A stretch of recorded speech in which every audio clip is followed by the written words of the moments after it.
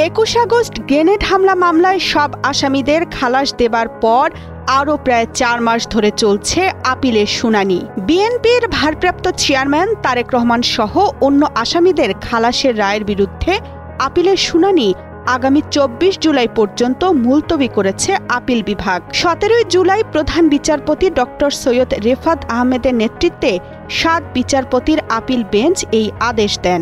2004 সালের 21 আগস্ট আওয়ামী লীগের সমাবেশে গ্রেনেড হামলার ঘটনায় 24 জন নিহত, আহত হন কয়েকশো। ওই হামলার ঘটনায় হত্যা ও বিস্ফোরক দ্রব্য আইনে 2টি মামলা হয়। বিচার কাজ শুরু হয় 2012 সালের 28 মার্চ। পৃথক মামলায় 2018 সালের 10ই অক্টোবর সাবেক স্বরাষ্ট্র প্রতিমন্ত্রী লুৎফুজ্জামান বাবর, সাবেক উপমন্ত্রী আব্দুস সালাম পিন্টু সহ 19 জনকে মৃত্যুদণ্ড দেয় নিম্ন আদালত।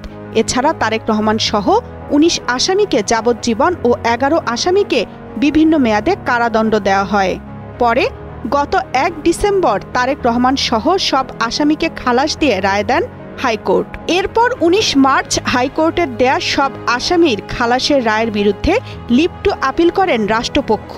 হাইকোর্টের এই রায়কে চ্যালেঞ্জ করতে গত 2 জুন আপিল বিভাগ রাষ্ট্রপক্ষকে 2টি পৃথক আপিল করার অনুমতি দেয়।